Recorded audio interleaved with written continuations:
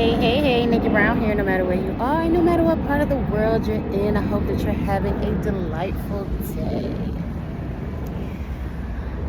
I want to talk about corporations, right? I've worked for a lot of corporations, all of which were corrupt, right? In some way, shape, form, or fashion, these companies that we work for, they don't have our best interest at heart. We're just numbers, right? And it's unfortunate because we live in a capitalist society. So in order for you to do things for yourself, you have to, quote unquote, abide by their rules.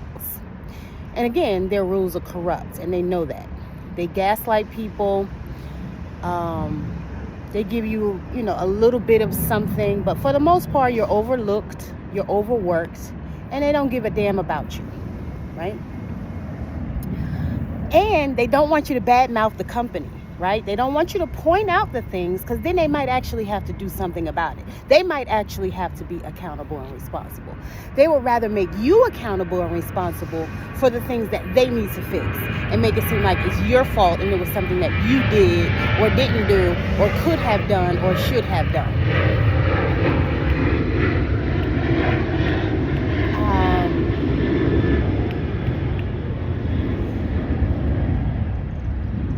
And it's really sad.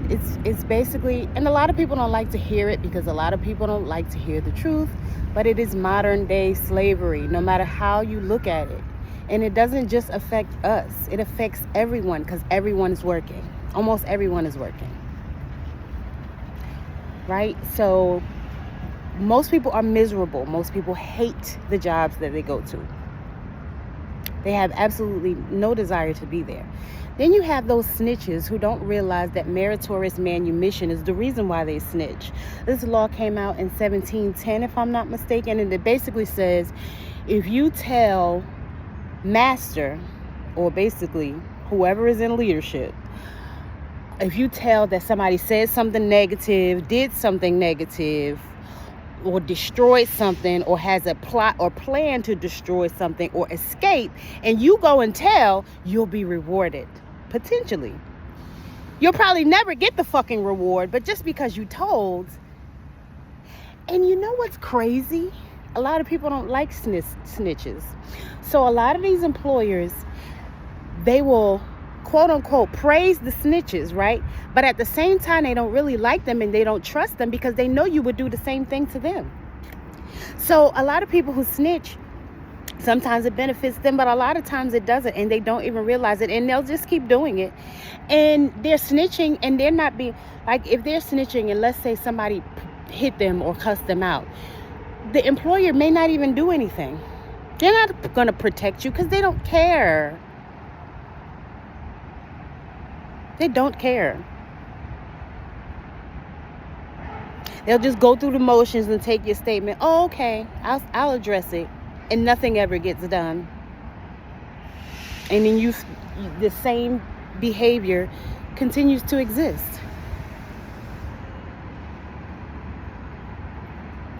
Most of these jobs, you're underpaid. And now they're threatening to replace people's jobs with robots.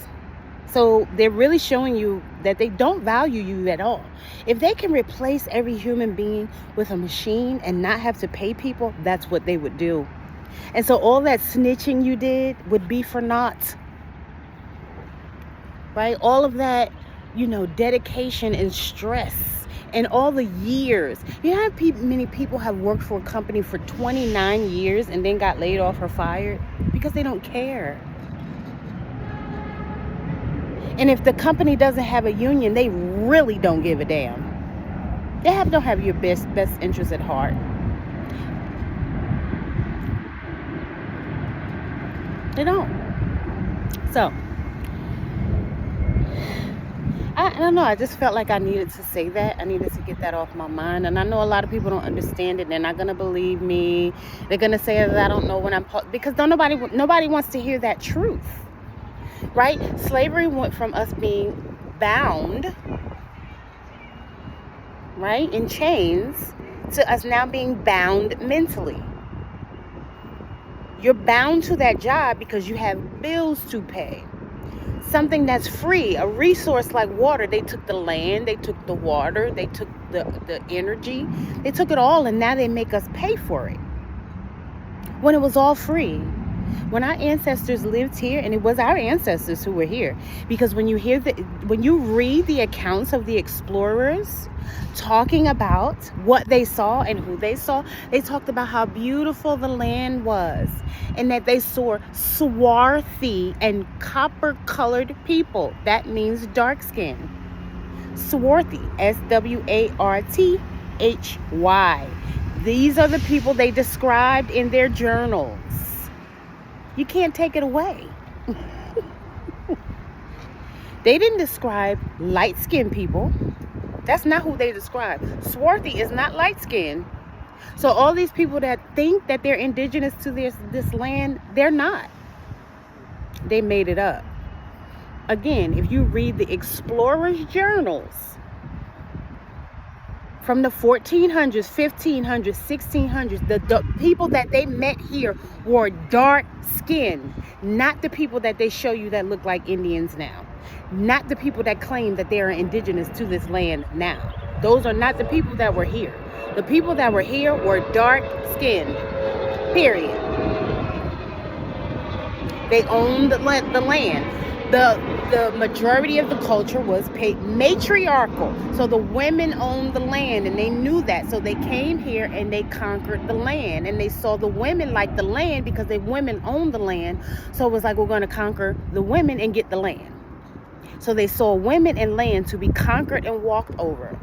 That's why 5% is called Women Earth, and they don't even know it, because all these religions come from them. These are not our original thoughts. Most people do not have an original thought in their head. They're just repeating what somebody else did or said to them.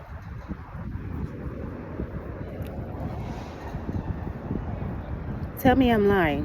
What original thoughts do you have? What research have you done to change your thoughts? Like, I commend Dame Calloway and Tanisha Calloway. Some of the things that they teach I knew already, and some of the things that they teach are brand new, because they've done some thorough research. And I've been following it. I didn't know about Dame Calloway on Facebook. Well, I found him on YouTube before I found him on Facebook. I think I heard him talk about his Facebook. But I don't even know if I follow him on Facebook. But I know since 2016, I've been following him on YouTube. Because there was a whole movement of conscious people, and we all started kind of connecting and finding each other. Those of us who are awake, and I know what is actually going on in this world and in this country. And when it comes to politics, it's ridiculous.